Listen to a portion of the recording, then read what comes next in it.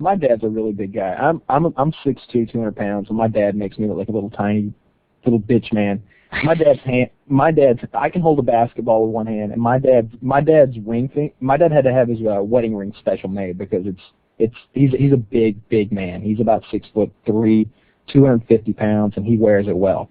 And back in the day, like I'm not exaggerating, like he was the badass in like North Georgia. And I saw him getting. I'm not even exaggerating. Like I wouldn't say it just because, like, you know, that's my daddy. He's a badass. No, it's not like that. Like every time I talk to, like, you know, one of the guys that's like my dad's buddy, he's like, you know, your dad is a badass. I saw him get this guy one time by a phone booth outside of Tasty Freeze. He knocked every one of his fucking teeth out. And I was asking my dad one time when I was like 14. I'm like, so how did you do that? I heard you never lost a fight. He's like, I've never been hit. I was like, so I'm like, you got in all these fights, and like I'm talking about dozens and dozens of fights. I'm like, how do you get in that many fights and never get hit? He's like, I would always just tackle them, sit on their stomach, and beat the shit out of them. And like and basically what he's talking about was just grounding and pounding before, you know, anybody put grounding and pounding. I saw him get in a fight one time, and at the time I guess my dad was like 48.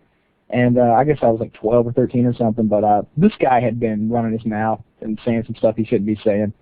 And it kept weighing on my dad, and he's like, all right, we got to go find him. So we go to where this guy's working, and it's actually at a farm. And the other guy is bigger than my dad. He's probably 6'5", 300 pounds, this big, goofy-looking dude. And my dad gets out of the car, and the guy's like, hey, Lamar, what's going on? And he's like, you son of a bitch, I heard what you said. And we're in it's like a gravel driveway there, and it's the really big gravel, like it's like as big as your fist, well, as big as a normal person's fist. And he picks up one of these rocks and holds it in his hand. And I asked him later, I'm like, why'd you pick up the rock? He's like, I wanted to make sure my hand was hard. And he punches the guy in the temple, and it's so loud, I had the windows roll up, and I heard it. Pop! And this guy just, like, falls out into the back of his own truck.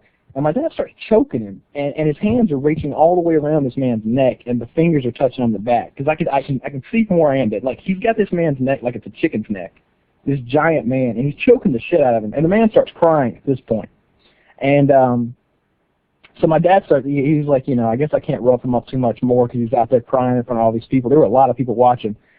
So then he went into what he calls the humiliation mode, which is where he just kicks the man in the ass for about 3 minutes and cusses at him. So my father was the opposite, but I have a fight story too. Let me tell it. Hey, I can say that you pick the rock up so you don't break your knuckles. Oh, he broke every bone in his hand, and he sawed the cast off 2 weeks later and just rolled with it. Good. That's like holding a lighter, like a roll of quarters, so your hand doesn't give. I guess less chance to break your knuckles. Yeah. He actually